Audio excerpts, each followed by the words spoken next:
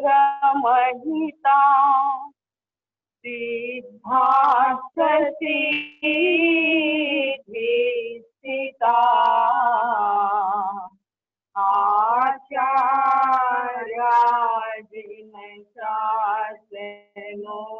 आचार्याजिनशासनोन्नतिकरा पूज्या उपाध्याय श्री सिद्धांत सुपाठका मुनिवरा रत्नत्रया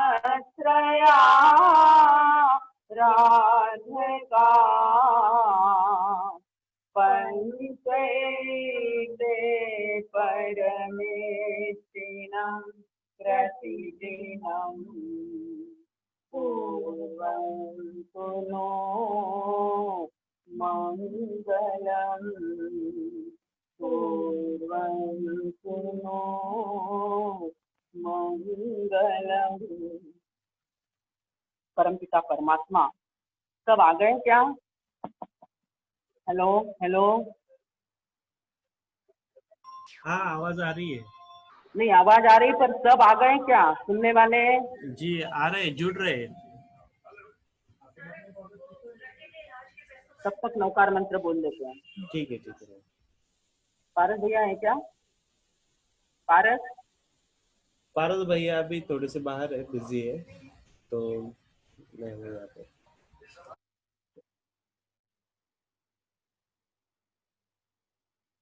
नमो लोए सर्वसाहूणम्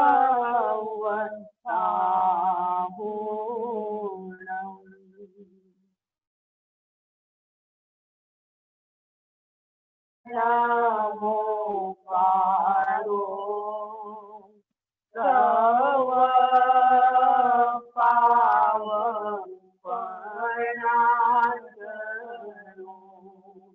मंगलानं संवेतिं परमं हवनि मंगलम्।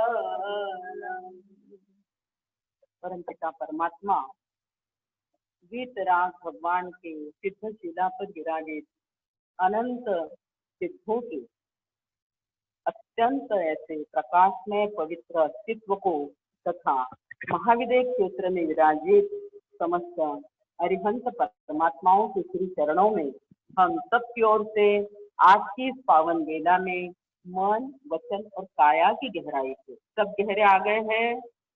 जितने भी हैं सामने, मेरी आवाज आ रही है? जी आ रही है। नहीं आपको आ रही है? सबको आ रही है क्या? आप तो यहाँ से बोल रहे हैं, सबकी बात कर रही हूँ। जी माँ साहब सबको आ रही है, सबने हाथ ऊपर किए हैं, सबको आ रही है। हाँ तो मैं ऐसा पूछ रही हूँ कि अपने मन की एकाग्रता, चित्त की शांति बराबर अनुकूल है क्या सबके? इसलिए मैंने कहा मन वचन और काया की गहराई से अनेकानेक वंदनाएं अर्पित करते हैं। आज का श्लोक मेरी भावना का बड़ा ही सुंदर और बड़ा अच्छा है। क्या कहा उसके अंदर? अहंकार का भाव न रखूं, नहीं किसी पर क्रोध करूं, देख दूसरों की बढ़ती को कभी न ईर्ष्या भाव धरूं। पहले देखा था अरिहंत भगवान की रचना को, समोचरण को, भगवान के गुणों को देखा। दूसरे में साधु कैसे हो इसका वर्णन देखा। तीसरे में हमने देखा था कि सत्संग कैसा हो। कल हमने क्या देखा? सत्संग हो। इसीलिए कहा कि सत्संगति बहुत जरूरी होती है, कुसंगति में नहीं पड़ना चाहिए। और इसी कारण से हमारे जीवन में संगति का प्रभाव कितना होता है। और संगति के कारण जो सत्य संगत, जिन्होंने सत्य को प्राप्त कर लिया, सत्य यानी आत्मा, चैतन्य, कैवल्य, इसको जिन्होंने प्राप्त कर लिया, ऐसे संतों की संगत यानी सत्संग, घड़ो सदा सत्संग उन्हीं का, मराठी में भी कहते हैं। और वही बात हमारे यहाँ भी आई है। तो आज के इस गाथा में कछाय की बात आ रही है। कछाय की बात यानी क्रोध, मान, माया, लोभ, राग और द्वेष। जैन परंपरा और जैन तत्व के अंदर सफाई को बड़ा महत्व है, स्वच्छता को बड़ा महत्व है। और वो स्वच्छता सिर्फ कायापूर्ति नहीं, बाकी लोगों में एक डुबकी लगा ली साफ हो गए, एक स्नान कर लिया साफ हो गए, पूजा पाठ कर ली। यहाँ पर कहते हैं प्रभु, अरे बेटा तूने बाहर की सफाई कर ली, अंदर की करी कि नहीं करी। आप याद रखिए, आपको सिर्फ भोजन भी करना है। जिस थाली के अंदर अगर वो थाली थोड़ी सी गंदी हो गई है, झूठी हो गई है, मराठी में त्याला उष्टी थाली असेल, तो उसमें आप भोजन करना पसंद करेंगे क्या? नहीं करेंगे। झूठी थाली में भोजन, थोड़ा सा भी उसमें खरगटा पड़ा है तो कोई भी उसमें भोजन करना पसंद, उसको पहले क्या करेंगे? साफ करेंगे, धो लेंगे, घस लेंगे। उसकी सफाई का हमको बड़ा ध्यान रहता है। भीतर की सफाई का क्या करेंगे? भगवान फरमाते हैं, अरे तेरे भीतर में जो कचरा पड़ा है उसका नाम है कषाय। क्रोध, अहंकार, मान। और ये अहंकार के कारण क्या होता है भाइयों बहनों? झगड़े तो बढ़ते ही हैं। मन का कचरा बढ़ने से अस्वस्थ बन जाता है आदमी, और उसकी बीमारियां बढ़ जाती हैं। ब्लड प्रेशर बढ़ जाता, शुगर हो जाती है, नाना प्रकार के पेट की बीमारियां हो जाती है। और उसके लिए प्रभु फरमाते हैं कि तुम क्या करो, पहले भीतर की थाली को साफ करो और फिर वो थाली पूजा के लिए ले चलो। और भीतर का कचरा निकालने के लिए सबसे पहले उन्होंने क्या बताया? अहंकार का भाव न रखो। अहंकार बड़ी बाधा है मोक्ष प्राप्ति में, सद्गुणों की प्राप्ति में। सबसे बड़ा पहाड़ अगर कोई है रुकावट का, तो वो क्या है? अहंकार है। और प्रभु ने उसकी तरफ ध्यान दौड़ते हुए क्या कहा कि तू उसका जो प्रतिपक्ष है नम्रता, विनय। अहंकार के सामने कौन है प्रतिपक्ष में? विनय और नम्रता। भगवान महावीर ने सबसे पहले आध्यात्मिक क्षेत्र में जो सूत्र दिया होगा वो दिया है विनय और नम्रता। उत्तराध्ययन सूत्र प्रभु की अंतिम देशना है, जिसके पहले ही अध्याय में विनय और नम्रता की बात बड़ी विश्लेषण साथ आई है। बारीक बारीक बातों में उन्होंने वहां पर फरमाया है कि बैठे कैसे, बोले कैसे, खाए पिए, हर बात के अंदर विनय और नम्रता बहुत बहुत जरूरी है। और उसी प्रकार अपना महामंत्र जो है, बाकी तो मंत्र है, ये क्या है? महामंत्र नवकार, नमस्कार मंत्र। नमस्कार को महामंत्र कहा। नमस्कार यानी सिर्फ वहां पे जाके पूजा पाठ में नवकार मंत्र बोलने की बात नहीं, हर जगह हमारे अंदर नम्रता आ जाए, विनय आ जाए। घर घर के अंदर विनय नम्रता आ गई ना भाइयों बहनों, देखने क्या घर मंदिर बन जाएगा, स्वर्ग जैसा बन जाएगा। ये झगड़े काय के हैं? सासू और बहू के, भाई और भाई के अहंकार के कारण। नम्रता नहीं है ना, झुकने की आदत नहीं ना। वो कहा क्या है? झुकेगा वही जिसमें जान है, अपने अंदर जान है, आत्मा है, चैतन्य है, तो गर्दन क्या हो सकती है? झुक सकती है। बेचारे तिरियन से गति को मालूम ही नहीं नमस्कार क्या और झुकना क्या। क्या कहा एक शायर ने? झुकेगा वही जिसमें जान है, झुकेगा वही जिसमें जान है, और अक्कड़ तो खास मुर्दे की पहचान है। झुकेगा वही जिसमें जान है, अक्कड़ तो खास मुर्दे की पहचान है। भाई और बहनों, जैसे ही देह में से, इस काया में से आत्मा निकल जाती, प्राण निकल जाते, चैतन्य निकल जाता है, तो शरीर कैसा बन जाता? लकड़ी जैसा बन जाता, अकड़ जाता, हमारे भाई तुरंत कहते भाई जल्दी लो, कब चलना है, नहीं तो इनका शरीर क्या हो जाएगा, अकड़ जाएगा। जल्दी जल्दी उनको बिठा देते हैं सुखासन या पद्मासन के अंदर। बाद में फिर उनका लचीलापन जो होता है वो नहीं रहता। ये झुकने का बहुत बड़ा पुण्य का कार्य कब है, जब तक इस देह के अंदर आत्मा है, चैतन्य है। इसीलिए अवसर मिला है तो झुक जाओ भाई, झुकने में क्या हर्जा है। अरे अपना कोई सोने का हार गिर जाता है तो खड़े खड़े मिल जाएगा क्या? अगर गिरा है तो क्या करना पड़ेगा, झुकना पड़ेगा। झुकने से बहुत कुछ प्राप्ति हो जाती है। हमारे कुएं में से अगर पानी निकालना है तो बाल्टी को क्या करना पड़ता है, नीचे जाकर झुकना पड़ता है। तो इस प्रकार प्रभु ने पहले ही कह दिया नमन, झुकना। हमारे यहाँ नमोत्थुणम आता है, उसके अंदर भी नमोस्तु शब्द है। नमोत्थुणम अरिहंत प्रभु की वंदना है, चक्रेंद्र जी ने बनाई हुई अरिहंत सिमंदर भगवान की वो वंदना है। आप लोगों को चाहिए कि अभी इन दिनों में, कल से परसों से अपने चातुर्मास लग रहे हैं 4 तारीख से, उसके अंदर आपको आराधना दी जा रही है कि आप ईशान्य दिशा में नमोत्थुणम की पोज में बैठकर, नमोत्थुणम यानी नमोस्तु उसकी पोज में बैठ करके अरिहंत भगवान को, सिमंदर भगवान को कम से कम 13 नमोत्थुणम और बन सके तो 27 या जमे तो 108 नमोत्थुणम अवश्य देना का ध्यान रखेंगे भाइयों बहनों। इसलिए नमोत्थुणम में भी नमस्कार, नवकार मंत्र में नमस्कार और लोकस में वंदे वंदानी, हर तीर्थंकर के बाद वंदे और वंदानी आता है। ये झुकने का पाठ, झुकने की जरूरत है। और इसलिए इन पाठ के अंदर हमें भगवान ने आज्ञा करी है।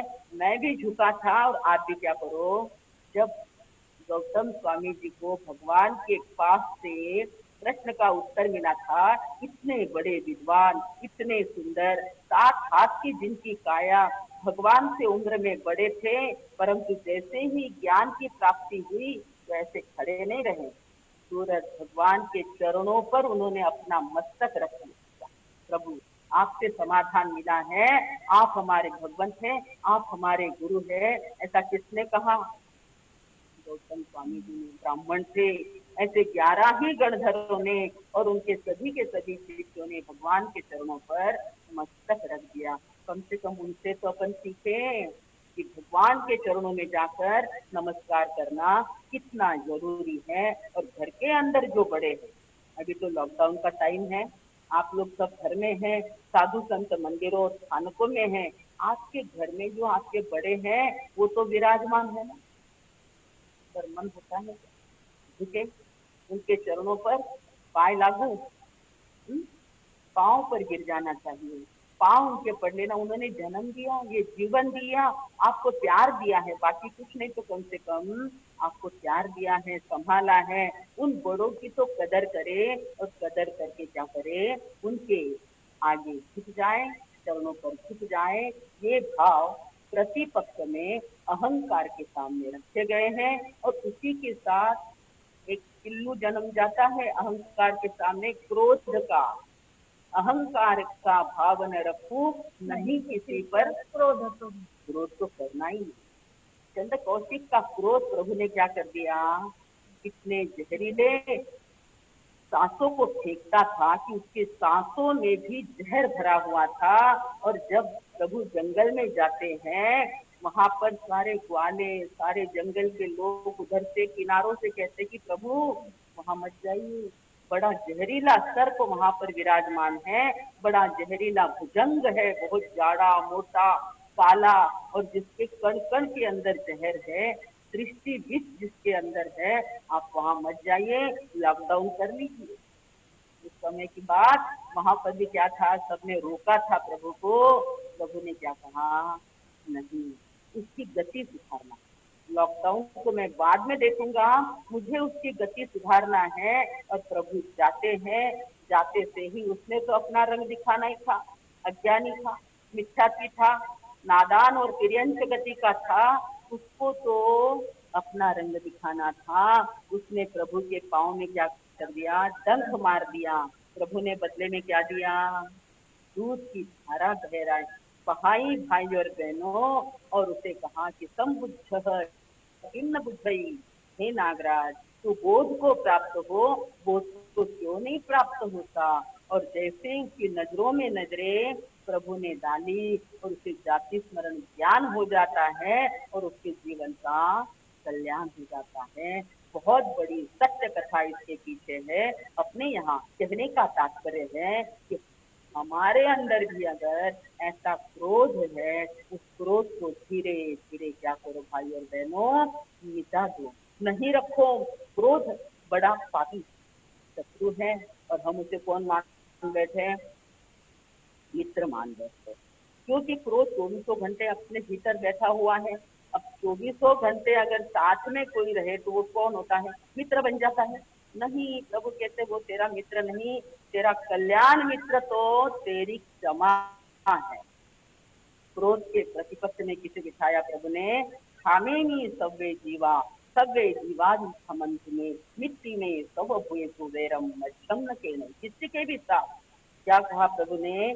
किसी के साथ मेरा कोई क्रोध का और वैर का भाव ना रहे। ऐसे अपन संक्षिप्त में इन 2 लाइनों को देख चुके हैं, क्योंकि आज अपने को दोनों गाथा लेनी है। और तीसरी बात है अपनी कौन सी? बैग कैसी भराई की असंग्रह की बात आती है, इसलिए थोड़ा जल्दी जल्दी निपट ले रही हूँ। और आज तीसरी बात आई है ईर्ष्या की। अहंकार का भाव न रखूं, नहीं किसी पर क्रोध करूं, देख दूसरों की बढ़ती को कभी न ईर्ष्या भाव। आज वही तो है, बहुत ज्यादा ईर्ष्या का भाव घर घर में, परिवार परिवार में ईर्ष्या और द्वेष। अपने को बड़ा मानना, उसको नीचे दिखाना, कोई भी क्यों ना हो, एक को नीचे दिखाना, एक को बड़ा मानना। उसके कारण ईर्ष्या और द्वेष की जलन जो होती है, उससे सारा का सारा वातावरण बिगड़ जाता है। एक दूसरे के लिए अच्छा कहने में कहाँ बिगड़ता है? नहीं मानते। अपने भारत में तो ये रोग लागू हो गया है। ये कोरोना गिरोना तो अब भी चला जाएगा, आप याद भी नहीं कर पाएंगे कि वो कैसे आया और कैसे गया। परंतु ये ईर्ष्या का रोग जो लगा है ना, कहते एक बार तो किसी घटना याद आ रही है। एक बार कॉकरोच की सभा भर गई और उनका सम्मेलन यूएस में होने वाला था। सबने बड़ी जगह प्राप्त करी और सभी देश के कॉकरोच को बुलाया गया सम्मेलन के लिए। ध्यान देकर सुना था। सभी अपने अपने पिटारे लेकर के कॉकरोच भर भर के वहां पर ले जा रहे थे। सबके पिटारे उतर चुके। वहां पर एक बड़ा हॉल लिया गया था और उस हॉल के अंदर सब अपने अपने कॉकरोच के भरे हुए पिटारे वहां पर रख रहे थे। कोई किसी देश से, कोई किसी देश से, हर देश से वहां पर कॉकरोच लेकर मालिक पधारे थे। भारत से भी गया था एक पिटारा, भारत से भी गया था। सबने अपने अपने पिटारे सामने रखे, सब देख रहे हैं कि सबके पिटारे तो ढके हुए थे ढक्कन से, परंतु भारत के देश का कॉकरोच का जो पिटारा था ना, वो तो खुला ही हुआ था। वहां के आयोजकों ने कहा, वाह क्या बात है, आपके यहाँ तो ढक्कन की जरूरत ही नहीं है, आप तो खुले लेकर के आए हो। फिर भी बड़ी शिस्ती के साथ सारे कॉकरोच सब झुरल जो है वो कैसे बैठे हैं? एक साथ एक जैसे बैठे हैं। बहुत धन्यवाद है आपको, भारत की महिमा तो हम गा ही नहीं सकते हैं। कितना बढ़िया माहौल उन्होंने बनाया है उस पिटारे के अंदर कि ढक्कन की जरूरत ही नहीं। पिटारा लाने वाले उस भाई ने कहा, बात ऐसी है भैया, हमारे यहाँ अगर कोई कॉकरोच ऊपर चढ़ता है ना, उसको नीचे खींचने वाले बहुत ज्यादा हैं। तो नीचे जो लेयर है वहां सारे के सारे कॉकरोच बैठे हुए हैं, वो ऊपर चढ़ने ही नहीं देते। सबने क्या कर रखा है, एक एक कॉकरोच एक एक जो बैठे हुए सबके हैं ऊपर किसी को जाने ही नहीं देता। और अगर गलती से वो ऊपर चला गया तो उसको क्या कर लेते हैं? अभी अभी जो सुसाइड की बात हुई, आत्महत्या की बातें हुई, ये सारी इसी के बेस पर तो चल रही है साहब। ऊपर चढ़ने की बात आ जाती है तो सभी एक दूसरे को क्या करते हैं, नीचे खींच लेते हैं। ये ईर्ष्या की अग्नि। काकरूप तो बेचारा क्या समझे, खुला रहे या बंद रहे, परंतु अपने यहाँ हर क्षेत्र के अंदर, राजनीति हो, धार्मिक हो और व्यापार के क्षेत्र की बात हो, तो हर जगह क्या हो रहा है, ईर्ष्या का फैलाव हो रहा है। वह अच्छा नहीं है। भगवान की आज्ञा का पालन हम करें और किसी भी प्रकार की दूसरे के प्रति नीचा दिखाने की जो भावना है उसको हम क्या करें, हटाएं भाई और बहनों। तो ये तीसरी बात आज की इस गाथा के अंदर आई है। और इसके अंदर क्या बताया, रहे भावना ऐसी मेरी, सरल सत्य व्यवहार करो। आगम के अंदर भी बताया है कि तो ही उद्धूय भूयस धम्मो शुद्धस्त चित्त। जो सरल होगा, सात्विक होगा, इसी के हृदय में धर्म की स्थापना होगी। इसीलिए भी हमारा वहां पर रहना और सरलता से रहना बहुत बहुत जरूरी है। और ऐसे ही अगली गाथा में आता है कि फिर क्या करना है। अगर ईर्ष्या, द्वेष, अहंकार नहीं रखना है और तो फिर करना क्या। भगवान ने फरमाया, कविता में आया, इस सबके साथ मैत्री करो ना। ये कोरोना कोरोना क्या आया है, इसके लिए कह रहे हैं। कल एक भाई ने कहा क्यों रोना, कोरोना के लिए क्यों रोना, रोना ही नहीं, आगे बढ़ना, धर्म की दृढ़ श्रद्धा रखना, संयम रखना और निश्चित रूप से इस कोरोना के लिए क्यों रोना, सबके साथ मैत्री रखना। वो जो आया है ना कोरोना का विषाणु, छोटा सा वो जंतु, उसके साथ भी आप लोग क्या करें, समझ सामना कर ले कि भाई तू तेरे घर चला जा। अगर मेरे से समूह रूप में किसी जन्म के अंदर कोई तेरी आशाचना हुई होगी, गलती से तुझे हमने कुछ तकलीफ दे दी होगी, तो उसके लिए भी हम क्या करते हैं, माफी मांगते हैं, क्षमा कामना करते हैं। परंतु तू क्या कर, अपने स्थान पर चला जा। ऐसी भावना अगर सभी लोग भाएंगे तो भाइयों, देखते देखते वो क्या हो जाएगा, चला जाएगा। क्योंकि अगली गाथा में क्या बताया, मैत्री भाव जगत में मेरा, सब जीवों से नित्य रहे। क्या कहा, जगत में, समाज में नहीं बताया, देश में नहीं। बात कौन सी आई साहब, जगत की बात आई है। और आज जो ये संकट आया है वो भी कहाँ आया है, पूरे विश्व के अंदर, पूरे जगत के अंदर ये संकट छाया हुआ है। कहीं पर भी किसी को भी कोई तकलीफ होती है तो वो अपने को भी ध्यान में आनी चाहिए। उनके प्रति हमारी भावना कैसी हो, उसको दूसरी लाइन में क्या बताया, दीन दुखी जीवों पर मेरे दूर से करुणा। करुणा, कोरोना नहीं, नहीं आने बिल्कुल नहीं, उसके स्थान पर क्यों रोना।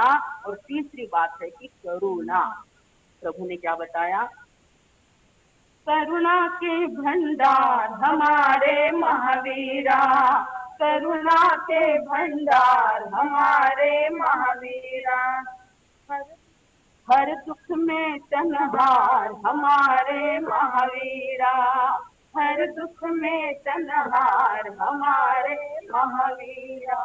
करुणा के भंडार, वो प्रभु कैसे थे, उस भुजंग के प्रति, उस चंड कौशिक के प्रति उनके मन में क्या ऐसा द्वेष आया, इसने मेरे को काटा है तो मैं भी इसे कुछ तकलीफ दे दूं, नहीं, उसका उद्धार किया।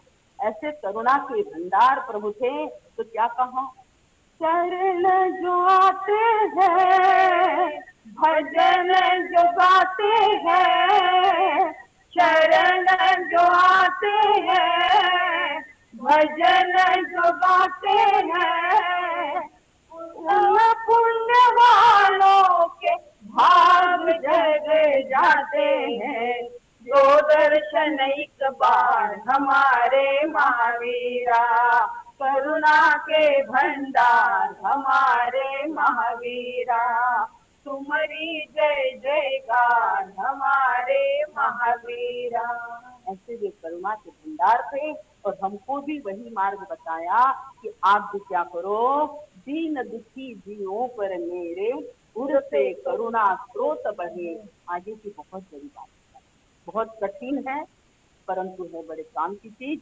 दुर्जन क्रूर कुमार गरस्तों पर शोभ नहीं मुझको आगे। ये दुर्जनता चल ही रही है, इच्छा द्वेष की अग्नि जल ही रही है उनके प्रति। क्रूरता को पहले ही बताया कि ऐसी क्रूरता प्राणियों के प्रति, ना जाने किस देश का अपन नाम ले, कहाँ कहाँ नॉनवेज नहीं चल रहा जरा बताए भाई और बहनों। और इस प्रकार ये लागण जो लग गई है ना संपर्क के अंदर, वो भारत में भी आ गई है। अच्छे अच्छे लोग नॉनवेज की दुकानों पर जाते हैं। धिक्कार है ऐसे जीवों को जो प्राणियों को मारकर खाते हैं। जब आपके लिए इस निसर्ग ने अच्छी अच्छी खेती बनाई है, उस किसान को प्यार दो, किसान को मदद करो, वो इतना अच्छा पिकाता है धान्य को, वो खाओ ना जो निसर्ग ने बनाया है। प्राणियों को मार कर खाना तो मुर्दा लोगों का काम होता है, ये बिल्कुल भी नहीं होना चाहिए। इसका हम पूर्ण रूप से निषेध करते हैं, विरोध करते हैं। परंतु क्या कहा आगे, दुर्जन क्रूर कुमार्ग, क्रूरता है इनके भीतर, क्या पड़ी है, क्रूरता भरी पड़ी है भाई और बहनों। प्रभु इन बातों को जानते थे, इसीलिए सबसे बड़ा अगर नारा अहिंसा का किसी ने लगाया होगा वो तीर्थंकरों ने और प्रभु महावीर ने लगाया है। उसी के साथ चलने का हमारा कर्तव्य है। उन पर भी क्या कहा उन्होंने, शोभ नहीं मुझको, कुमार्ग पे चलने वाले जो लोग हैं उन पर वो फैशन के नाम पर, आधुनिकता के नाम पर अगर वो कुमार्ग में लग गए हैं तो उनको भी सुधारने का काम हमारा है। और फिर क्या बताया, साम्य भाव रखूं मैं उन पर, ऐसी परिणति हो जावे। मुझे भी क्षोभ आ गया जब नॉनवेज की बात आती ना भैया, तो हमारे दिल में भी थोड़ा सा क्षोभ नहीं आना चाहिए पर आ जाता है। क्योंकि देखा है कि छोटे छोटे प्राणियों के साथ बड़े बड़े जानवरों की हत्या हो रही है। गाय जैसी इतनी प्यारी ये गैया होती है, कृष्ण की गाय, दत्त की गाय, ऋषभदेव का नंदी और हमारे साथ शंकर महादेव का जो नंदी बैल है, ऐसे प्राणियों की जब हत्या होती है ना भाइयों, उनके गर्दन पर जब छुरियां चलती है और जब सरकार ने मनाही करी है तो भी अवैध रूप से इल्लीगली उनको काटा जाता है। हजारों की संख्या में, लाखों की संख्या में उनको जब सताया जाता है, उनके पेन वेव्स निकलते, उनके शरीर में से, उनके दिल में से। किसी को भी मरना अच्छा लगता है क्या? अपनी मृत्यु से भले ही कोई मरे, परंतु कोई मारे शस्त्रों से, छुरी से, तो किसी को अच्छा लगेगा? वो मरते समय क्या आशीर्वाद देके जाएगा? याद रखिए। अरे छोटी सी मुर्गी को भी मारते हैं आप लोग तो वो कोई आनंद से मरती नहीं। बकरी को मारते हैं, वो आनंद से मरती नहीं। और इतनी बड़ी पंचेंद्रिय जो गाय है, दूध देने वाली गाय और खेती कराने वाला ये बैल है, उसको मारने का जो काम चलता है, जब ऐसा सुनते हैं भाई और बहनों तो मन मानता नहीं, क्षोभ आ जाता है। परंतु आप लोगों को चाहिए कि जब अवसर आए, जब समय मिले, इन बातों का कड़ा विरोध करें, सरकार को कहे, सरकार को साथ दे कि इस जो नियम बनाया है नहीं मारने का, गोहत्या बंदी का, उसको पक्का बनाए, कठोर बनाए और कठोरता से उसका पालन अवश्य करे। ऐसी बात आज के दिन आप सब लोग सुन रहे हैं। इसीलिए मैंने बार बार कहा था कि आप अधिक से अधिक संख्या में सुने, अधिक से अधिक लोगों तक इस बात को पहुंचाएं और सबको फॉरवर्ड करें कि इन बातों को हमें सुनना है और अपने जीवन में लाना है। मुझे लगता है कि अब समय हो गया है, फिर भी जाते जाते छोटी सी कविता कह दूं क्या भैया? दैत कशी भरायची ते आता मला कळले आहे। ये बोलने के लिए मुझे 2 मिनट लगेगा, तो मैं बोलूं या ना बोलूं, मुझे जल्दी से रिस्पॉन्स दे। बोलिए बोलिए, आचर साहब बोलिए, महाराज साहब बोलिए। कल जो मैंने बताया था, कल और परसों, असंग्रह की बात, अपरिग्रह की बात, कितना इकट्ठा करना इस 100 साल की जिंदगी के लिए, 1.25 साल, 150 साल, इतना इकट्ठा कर करके रखा है और उसको बाहर निकालने की जरूरत है। उस समय ठीक था, परंतु अब ख्याल में आ रहा है, ध्यान में आना चाहिए कि बैग यानी अपना दबुला अपने गोदरेज, अपने घर को कितना भरना, बैग को नाम दिया है सिर्फ उन्होंने। मुझे ये कविता बड़ी अच्छी लगी, मैंने लिख ली। मेरे ख्याल से विद्या दीदी ने और सबसे ली थी, पर कविता बड़ी मार्मिक है, जरा ध्यान लगा के सुनिए। क्या कहा?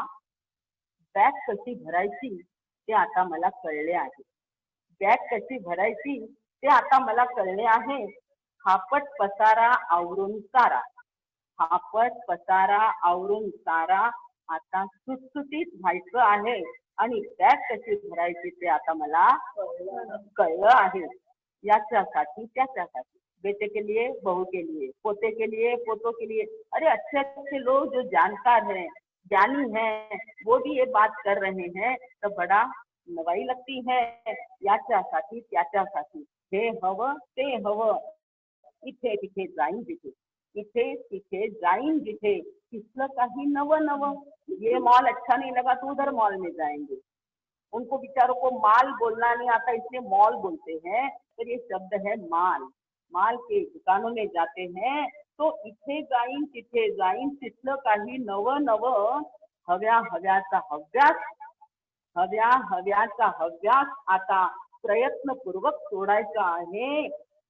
बॅग हलकी, बॅग हलकी स्वतःपुरती आता फक्त ठेवायची आहे. आणि बॅग कशी भरायची ते आता मला, आप लोग भी वहां बैठ करके बोलले ना की मला कळले आहे महाराज, आता आम्ही सुद्धा समजलो आहोत. दूसरे ने क्या कहा, अंतरे ने, अपेक्षांच्या ओझ्याखाली, अपेक्षा बहुत होती, आप हो या हम हो, अपेक्षा तो रहती है. अपेक्षाच्या ओझ्याखाली आजवर त्रस्त होतो, अपेक्षांच्या ओझ्याखाली आजवर त्रस्त होतो. आयुष्याच्या होलडालमध्ये काय काय कोंबत होतो, ठेवत नव्हतो, कोंबत होतो. जागा पुरत नाही ना तेव्हा कोंबलं जातं. आयुष्याच्या होलडालमध्ये काय काय कोंबत होतो. किती बॅगा, किती अडगळून गोदरेज होते ना, 4-4 गोदरेज, उसके ऊपर भर भर के रखते बैग को. जगह नहीं पूछती ना, अंदर में जगह पूछती तो ऊपर बैग रखी जाती है. ये घर घर में जाकर के देखा है, अनुभव की बात भी यहाँ पर आई है. तो क्या कहा, अपेक्षांच्या ओझ्याखाली आजवर त्रस्त होतो. आयुष्याच्या होलडालमध्ये काय काय कोंबत होतो. किती बॅगा, किती अडगळ साठून साठून ठेवत होतो, है ना. कभी कभी हमारा भी ऐसा हो जाता है, एक चादर है तो अजून एक चादर दो दो, नहीं, अब सीख लिया कि अब नहीं, अधिक परिग्रह नहीं रखना. किती बॅगा, किती अडगळ साठून साठून ठेवत होतं. काय राहिलं, कुठं ठेवलं, काय राहिलं, कुठं ठेवलं, आठवून आठवून पाहत होतो. आप आज जरूर देखना घरे जाकर, घर में जाकर के देख लेना, याद आता है कि कहाँ क्या रखा था. 5 साल पहले कहाँ क्या रखा, कपड़ा कहाँ, गेने कहाँ, पैसे कहाँ, जो अच्छी अच्छी चीजें हैं उसको कहाँ रखा, किस गोदरेज में रखा, किस कमरे में रखा, याद भी रहता नहीं. कवि ने बड़ा सुंदर कहा, काय राहिलं, कुठे ठेवलं, आठवून आठवून पाहत होतो. क्या क्या वेळी ठीक होतं. उस समय तेणम कालेणम तेणम समयणम, त्या त्या काळी ठीक होतं. आता गरज करली आहे. अब अपन कितने बड़े हो गए, कोई 40, 50, 60 का तो हो गया ना. जब शादी करके आए थे नए नए, तब की बात ठीक थी, नए नए आए थे, दहेज लाया था, वो समय ठीक था. पर अब क्या करना, उसमें से मन को निकाल देना, रिटायरमेंट ले लेना कि बस हो गया, अब जिसको बांटना है बांट दो, गरीबों को देना है दे दो. आपके पास जगह नहीं हो तो यहाँ लाके रख दो, हम गरीबों को क्या करेंगे, बांट देंगे भाई और बहनों. इसलिए उन्होंने क्या कहा, त्या त्या काळी ठीक होतं, आता गरज करली आहे. कुठे काय ठेवले ते आता विसरून जायचं आहे. जाना ही पडेगा, एक बार तो जाना ही पडेगा. कुठं काय ठेवले ते आता विसरून जायचं आहे. आणि बॅग कशी भरायची ते आता मला कळलं आहे. खूप जणांनी खूप दिलं. जब आपके फंक्शन होते, प्रोग्राम होता, एनिवर्सरी होती, बर्थडे होता, शादी होती, सगाई होती, उस समय बहुत कुछ लोगों ने बहुत कुछ दिया होता है. क्या कहा, खूप जणांनी खूप दिलं, सुख दुःखाचं भान दिलं. खूप जणांनी खूप दिलं, सुख दुःखाचं भान दिलं. आपण कमी पडलो, आपण कमी पडलो याचा शल्य आता विसरायचं आहे। कभी कभी क्या लगता है उसने 2000 का दिया तो मैं उसको क्या करूं 4000 का दे दूं, तो ये नहीं रखना। अब इन बातों को क्या कर दो, छोड़ दो। खूप जणांनी खूप दिलं, सुख दुःखाचं भान दिलं, आपण कमी पडलो याचं शल्य आता विसरायचं आहे। याचं शल्य आता विसरायचं आहे। मान अपमान मी तू, मान अपमान मी तू यातून बाहेर पडायचं आहे आणि बॅग कशी भरायची आता मला कळले आहे। आत बाहेर आखिर में क्या कहा है, आत बाहर काही नको, कपट न करो। बिल्कुल भी माया और कपट अच्छा नहीं है। कोई चाबी छुपा के ना रखे, कोई धन छुपा के ना रखे, कोई पैसे छुपा के ना रखे। भाई और बहनों खुला रखो ना सब। क्या कहा, आत बाहेर काही नको, आत फक्त एक कप्पा, आत बाहेर काही नको, आत फक्त एक कप्पा, जनामनात एकच साथी, सृष्टी करता एक बाप्पा। देव बाप्पा असतो ना तो फक्त तुमच्या कप्प्यात ठेवा, कारण आषाढ लागला आहे। आषाढामध्ये आता फक्त आपल्या ह्या कप्प्यात काय ठेवायचं आहे, हृदय के अंदर किसको रखना। देखिए जब हमारे वारकरी जा रहे विठ्ठल विठ्ठल रोज सुनते हैं किस प्रकार वे अपनी भक्ति अपने मन के अंदर और मिलने की उनको अवसर नहीं मिला तो दुखी हो रहे हैं। आपको चाहिए कि आप भी इस प्रकार अपने भगवान की भक्ति को हृदय के अंदर जमा के रखे। जना मनात एकच साथी, सृष्टी करता एकच देव बाप्पा। सुंदर त्याच्या निर्मितीला, सुंदर त्याच्या निर्मितीला डोळे भरून पाहायचं आहे। निसर्ग में जाइए, निसर्ग को देखिए, नहीं जमता है तो गच्ची पे जाकर, छत पर के जाकर, खिड़की से देख करके निसर्ग को देखो, निसर्ग से प्यार करो। छह काय जीवों की रक्षा करो, भगवान ने फरमाया है। छह काय जीवों की रक्षा और उनसे प्यार करो तो कोई भी बीमारी आपके पास नहीं आएगी। इसलिए क्या कहा, सुंदर त्याच्या निर्मितीला डोळे भरून पाहायचं आहे आणि रिक्त मुक्त होत होत अलगद उठून जायचं आहे। रिक्त मुक्त होत होत अलगद उठून जायचं आहे आणि बॅग कशी भरायची हे आता मला कळलं आहे। भाई और बहनों, बहुत दिनों से ये कविता आपके सामने पहनी थी। बड़े सुंदर भाव इस छोटी सी कविता के अंदर आए हुए हैं। आज हमने दो गाथाएं देखी है। अहंकार का बकित कचाई की बात आ गई, क्रोध मान माया लोभ तो करना क्या, मैत्री भाव की बात उसके अंदर आई है। हम सबसे मैत्री करें, प्रेम से रहे सबसे, यानी सभी से, एकाएक जीवों से लेकर तो सभी प्राणियों से हम प्रेम से रहेंगे तो निश्चित रूप से इस जीवन में आनंद और शांति मिलेगी। अगले जीवन में भी अनंत अनंत सुख की प्राप्ति होगी। इसी शुभ मंगल की कामना में थोड़ा सा समय लिया है, फिर भी अब मैं विराम लेती हूँ। ओम शांति। समय हो गया है। चतारि मंगलम अरिहंता मंगलम सिद्धा मंगलम साहु मंगलम देवी गणपतो जन्मो मंगलम। चतारि लोकोत्तमा अरिहंता लोकोत्तमा सिद्धा लोकोत्तमा साहु लोकोत्तमा देवी गणपतो जन्मो लोकोत्तमो। चतारि शरणं पवज्जामि अरिहंते शरणं पवज्जामि सिद्धे शरणं पवज्जामि साहु शरणं पवज्जामि देवी गणपतं धम्मं शरणं पवज्जामि। चार मंगल, चार उत्तम, चार शरण।